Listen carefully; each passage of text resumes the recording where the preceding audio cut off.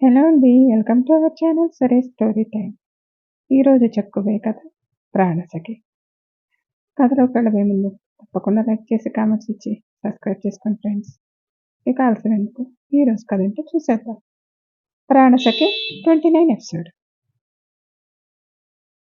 నా మూలంగా తన జీవితం నాశనం అవ్వకూడదు. తొందరగా విడాకులు ఇచ్చేసి ఆగిపోయిన అవని పెళ్లిని జరిపించాలి. అప్పుడే నాకు మనశ్శాంతి అని అనుకున్నాడు రిషి. ఆనంద్ రూములోకి వచ్చి లాక్ చేసి, నిజం చెప్పు రిషి, అవనిని ఎందుకు వదిలి వచ్చావు అని అడిగాడు.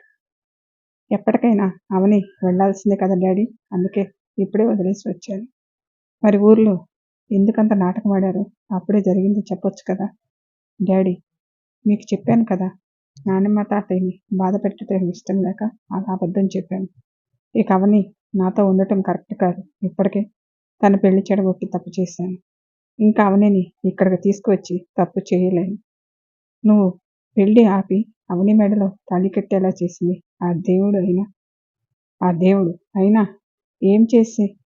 దేవుడు ఏం చేసినా మన మంచిగా అనుకోవాలి.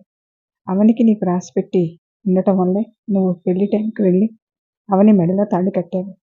ఏంటి డాడీ మీరనేది? నేను అవని మెడలో ప్రేమతో తాళి కట్టలేదు, కోపంతో కట్టాను. ఆ కోపమే ప్రేమగా మారే అవకాశం ఉండొచ్చు కదా రిషి. అది ఎప్పటికీ జరగదు డాడీ. అయినా అవని వాళ్ళది పెద్దలు కుదిరిచ్చిన పెళ్లి కాదు, ఇద్దరు ప్రేమించుకున్నారు. నా కోపంతో ఒకటి కావలసిన వాళ్ళని దూరం చేశాను. వాళ్ళని మళ్ళీ ఒకటి చేస్తే నేను చేసిన తప్పుని సరిదిద్దుకున్నట్లు అవుతుంది. నాకు ఆ కౌశలం చూస్తేనే నచ్చలేదు. వాడు అవనికి తగినవాడు కాదు రిషి అన్నాడు ఆనంద్.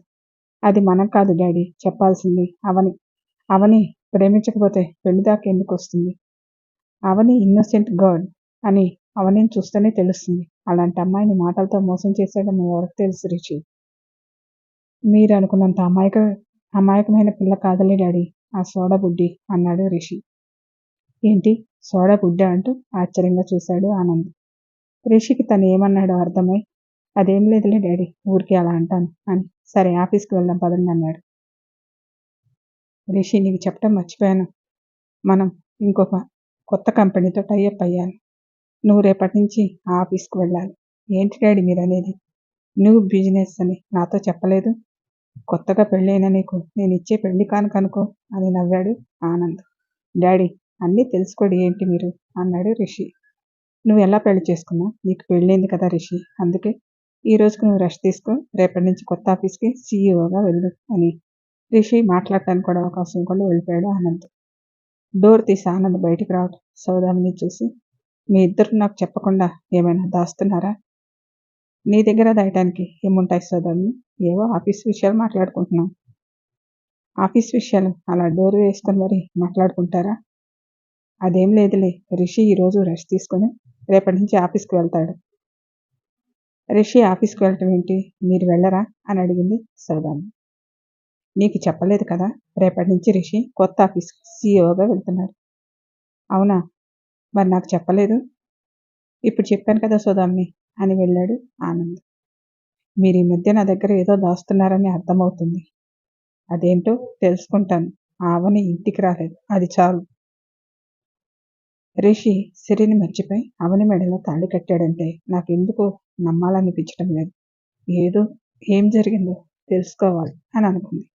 రూమ్లో ఉన్న రిషికి అవని గుర్తుకు వచ్చి షోడాబుడ్డి ఏం చేస్తుందో అని అనుకున్నాడు. అక్కడ అవని కూడా రిషి గారి ఇంటికి వెళ్ళి ఉంటారు. నేను ఎందుకు రాలేదంటే రిషి గారు చెప్పిన కారణం నమ్మి ఉంటారా? ఒకసారి కాల్ చేసి అడుగుదామని కాల్ చేసింది. రిషి కూడా అదే టైంలో అవనికి ఫోన్ చేస్తూ ఉండటంతో బిజీ అని వచ్చింది. నన్ను వదిలేసి వెళ్ళిన తనకు ఇక నేనేమి గుర్తుంటానులే, తన పనుల్లో తను బిజీగా ఉంటాడు, నేను ఫోన్ చేసి ఎందుకు డిస్టర్బ్ చేయటం అనుకుని అవని ఫోన్ పక్కన పెట్టేసింది. రిషి కూడా అవని బిజీగా ఉందనుకుని ఫోన్ కట్ చేసి మళ్ళీ అవనిని డిస్టర్బ్ చేయటం ఎందుకని పక్కన పెట్టాడు. ఇద్దరు ఒకరి గురించి ఒకరు ఆలోచిస్తూ ఆ రోజంతా గడిపారు. ఆఫీస్ నుంచి కౌశల్ నేరుగా పబ్కి వెళ్ళి తన ఫ్రెండ్స్తో కూర్చొని పబ్బుతూ, మీరందరూ ఏమన్నారా, అవనికి ఈ పెళ్లి ఇష్టం లేక ఎవరితోనో తాళి కట్టించుకొని వెళ్ళిపోయిందన్నారు కదా. అవని ఎక్కడికి వెళ్ళలేదు, నా కోసం మళ్ళీ తిరిగి వచ్చింది అన్నాడు కౌశల్. ఏంట్రా నువ్వు అనేది? మరి ఆ రోజు ఎవరో వచ్చి తాళి కట్టి తీసుకువెళ్ళారు కదా. వాడేదో తెలియక ఎవరో అనుకుని అవని మెడలో తాళి కట్టాడు. అవని వాడి మొహాన తాళి విసిరికొట్టి వచ్చింది. తొందరలోనే మా పెళ్లి జరుగుతుంది. ఏంట్రా నువ్వు అనేది? నువ్వు చెప్పేది నిజమేనా? మా పెళ్లి జరుగుతుంది కదా, అప్పుడు మీరే చూడండి. అవునరా, ఆ రోజు పెళ్లి కుదిరిందని చెప్పి పార్టీ ఇచ్చి చెప్పా పెట్టకుండా వెళ్ళిపోయాయేంటి అని అడిగారు ఫ్రెండ్స్. ఇంకొక ఫ్రెండ్ కౌశల్ పక్కన కూర్చుని, నిన్ను ఒకటి అడుగుతాను, నిజం చెప్తావా అని అడిగాడు. నిజమా? ఏంటది అడుగు అని అన్నాడు కౌశల్. కాలేజీలో అవని అంటే చాలా మంది క్రష్ ఉండేది. నువ్వు ఇష్టపడ్డా. కొంతమంది ప్రపోజ్ చేస్తే కాలేజీకి వచ్చింది ప్రేమించడానికి కాదు, చదువుకోవటానికని రిజెక్ట్ చేసేది. ఒక ఆడదానికి ఇంత పొగరా? తన అందం చూసుకునే కదా అంత పొగరు. ఆ అందమంతా ఒకరోజు నా సొంతం చేసుకుంటాను, అది నా కాళ్ళ దగ్గర ఉండేలా చేసుకుంటానని కాలేజీలో ఉన్నప్పుడు అన్నాను. అప్పుడు ఏదో కోపంలో అన్నావు అనుకున్నాను, కానీ పెళ్లి దాకా తీసుకొస్తావని అనుకోలేదు. ఇప్పుడు కూడా నీకు అవని అంటే ప్రేమ ఉందంటే నేను నమ్మను. తనని తన పాటికి వదిలేయకుండా పెళ్లి చేసుకుని తనని ఏదో చేయాలనుకోవటం కరెక్ట్ కాదు కదా కౌశల్. తన ఫ్రెండ్ వైపు కోపంగా చూస్తూ, ఈ విషయాలు బయటకు ఎక్కడైనా వాగావో నువ్వు ఉండవు జాగ్రత్త అంటూ వార్నింగ్ ఇచ్చాడు. అరే సురేష్, వాడి సంగతి తెలుసు కూడా వాడితో నీకెందుకురా? వచ్చావా, తాగావా, వెళ్ళావా అన్నట్లు ఉండొచ్చు కదా అన్నారు. అది కాదురా, వాడు చేసేది తప్పు. అవని చాలా మంచి పిల్ల. తనని మనస్ఫూర్తిగా ప్రేమించి చేసుకుంటే నేనేమీ అనేవాడిని కాను. అవునరా, నేను ప్రేమించలేదు. తనని ప్రేమించినట్లు తనని నమ్మించాను. తన అందంతో కాలేజీలోనే అందరి మతి పోగొట్టింది. ఆ అందాన్ని అనుభవించాలన్నా, నేను చెప్పినట్లు విని నా కాళ్ళ దగ్గర పడి ఉండాలన్నా తాళి కడితేనే కదా జరిగేది. అసలు ఈ పాటికి నేనేంటో దానికి చూపించేవాడిని. వాడి వల్లే లేట్ అయింది. దాని అందంతో రోజు రోజుకి పిచ్చెక్కిచ్చేస్తుంది. తన దగ్గర ఉన్నప్పుడైతే నన్ను నేను కంట్రోల్ చేసుకోవడానికి ఎంత కష్టపడుతున్నాను. అంతెందుకు, ఉదయాన్నే వెనక్గా వెళ్ళి పట్టుకున్నాను. తన నడుం మీద చెయ్యి వేయగానే నా నరాలన్నీ జీవమని లాగాయి. అలాగే తనని లాక్కుని వెళ్ళి బెడ్ మీద పడేసని చెప్తుంటే సురేష్ వినలేక, ఆపరా, కట్టుకునే భార్య గురించి ఎవరైనా అలా చెప్తారా? ఛా, నువ్వు పిలిచావని వచ్చాను చూడు అని లేచి, ఇంకొకసారి నాకు ఫోన్ చేసి పార్టీ అని చెప్పి పిలవకు. నీకు నీ ఫ్రెండ్షిప్కి ఒక దండం అన్నాడు. చూడు సురేష్, నేను కాలేజీలో ఎలా ఉండేవాడినో నీకు బాగా తెలుసు. నా గురించి ఎక్కడైనా వాగావు, అసలే ఇంటికి నువ్వే ఆధారం అనుకుంటా. నువ్వు పోతే మీ వాళ్ళు దిక్కు లేక రోడ్ల మీద అడుక్కు తింటూ బ్రతకాల్సి వస్తుంది, జాగ్రత్త అని బెదిరించాడు. నీలాంటి ఫ్రెండ్ అనేవాడు ఒకడు ఉన్నాడనే విషయమే మర్చిపోతాను, గుడ్ బై అని చెప్పి వెళ్ళిపోయాడు సురేష్. మిగతా ఇద్దరు ఫ్రెండ్స్ సొల్లు కార్చుకుంటూ, వాడి సంగతి వదిలేరా, తర్వాత ఏం చేయాలనుకున్నావు చెప్పు అని అడిగారు. అది చేసినప్పుడు చెప్తానన్నాడు కౌశల్. అంటే ఏంటి, ఏమీ చేయలేదా? ఎక్కడ్రా, అది అసలు ఒంటి మీద చేయి కూడా వేయనివ్వదు. ఏదైనా అంటే పెళ్ళైన తర్వాత అంటుంది.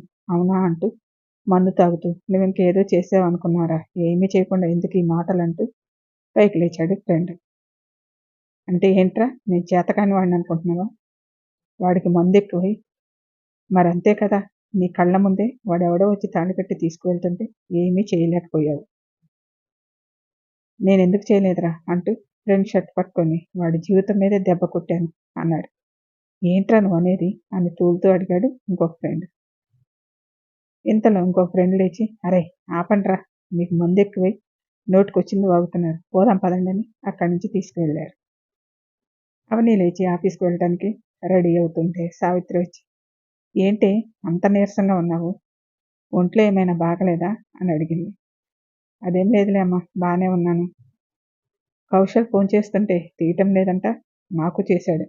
కౌశల్ వచ్చి నిన్ను తీసుకెళ్తానని చెప్పమన్నాడు. తనెందుకు రావటం, నేను వెళ్తాను కదా. ఏదో సరదాగా తీసుకువెళ్తానన్నాడు కదా, రానివ్వు అవని. ఏంటమ్మా నువ్వు కూడా, నేను వెళ్ళేది ఆఫీస్కి, షికారుకి కాదు, సరదాగా వెళ్ళటానికి. ఇప్పుడు ఏమైంది, కాబోయేవాడే కదా తీసుకువెళ్ళేది అని వెళ్ళింది సావిత్రి.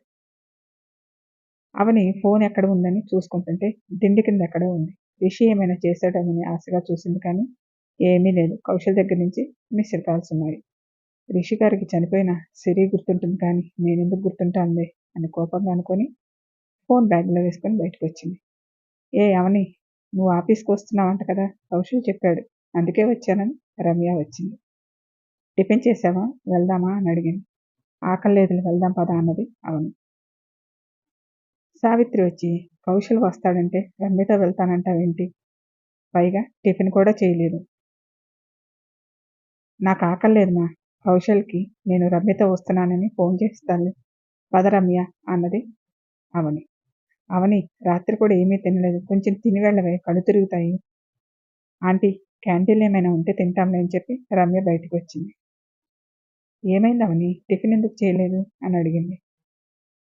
ఇప్పుడే కదా చెప్పాను, చెవులకు వినిపించలేదా అని కోపంగా కళ్ళజోడు పైకి అనుకుంటూ అన్నది. ఏమైందే, ఉదయాన్నే ఇంత ఫైర్ మీద ఉన్నావు అంటూ స్కూటీ స్టార్ట్ చేసింది. ఏం లేదులే కానీ తమరు మూసుకొని డ్రైవ్ చేయండి. ఈరోజు నిన్ను కదిలించకపోవటమే మంచిది అని అనుకొని కౌశల్ కాల్ చేయి, మళ్ళీ ఏమని అనుకుంటాడు అని అన్నది రమ్య. సరే అంటే ఫోన్ చేస్తుంటే కలవలేదు. కలవటం లేదే, ఆఫీస్కి వెళ్ళి చేస్తాలే అన్నది. కౌశల్ హుషారుగా అవని ఇంటి ముందు బండాపి లోపలికి వెళ్ళి అవని అని పిలిచాడు. సావిత్రి వచ్చి, కౌశల్ నువ్వేంటి ఇలా వచ్చావు అని అడిగింది. అదేంటంటీ, మీకు చెప్పాను కదా అవనిని ఆఫీస్కి తీసుకువెళ్ళడానికి వస్తానని. నీకు అవని ఫోన్ చేసి రావద్దని చెప్పలేదా? రమ్య వస్తే ఇద్దరు ఆఫీస్కి వెళ్ళారు. అలా చెప్పగానే కౌశల్కి కోపం వచ్చి, అదేంటి నేను వస్తానని చెప్పాను కదా, అలా ఎలా వెళ్ళింది అన్నాడు. నేను చెప్పాను కౌశల్, వినలేదు అన్నది సావిత్రి. కౌశల్ కోపంగా బయటికి వెళ్ళాడు. స్టోరీ కంటిన్యూ మళ్ళీ నెక్స్ట్ ఎపిసోడ్లో తెలుసుకుందాం. Thank you.